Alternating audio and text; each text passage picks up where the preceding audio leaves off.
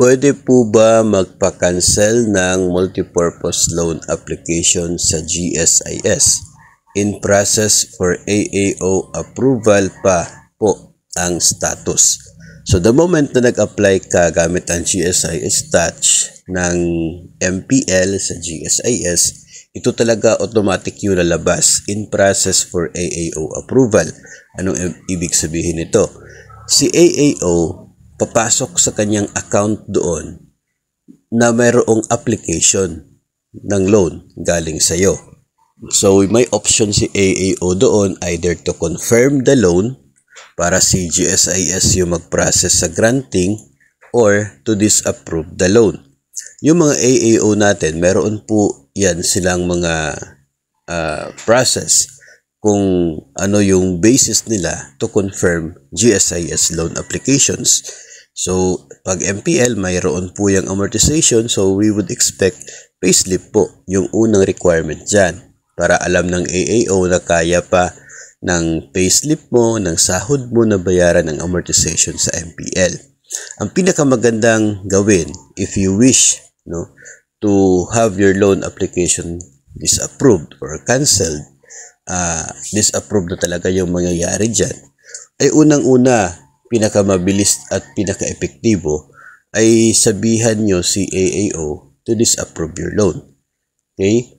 You can, kung kilala mo yung AAO, you can message or you can inform, or pwede pong through anyone, yung AO ninyo sa school, pwede. If kilala nila yung AAO, then they can communicate. Pwede po yun. Nasabihan na disapprove yung application mo kasi gusto mong i-cancel. So, disapprove lang nila doon. Mamili lamang sila ng mga bases. Pwede po na no payslip kasi hindi ka naman nagsabit ng payslip.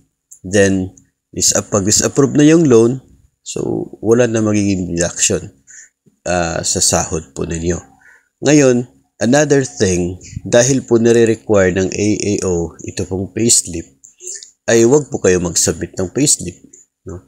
Kapag hindi kasi na-actionan ang mga GSIS loan applications after 7 days, ay automatic na po yan nga disapproved. Automatic disapprove po yan after 7 days kung wala pong action ang AAO. Hindi po yan tulad ng mga bills na will lapse into a law. Dito po disapprove kasi hindi po na-actionan ng AAO. So, ganun po yung process niya. Pero may mga nababasa tayo na komento na sinasabing hindi naman sila nagsabit ng payslip pero inapprove pa rin ng AAO.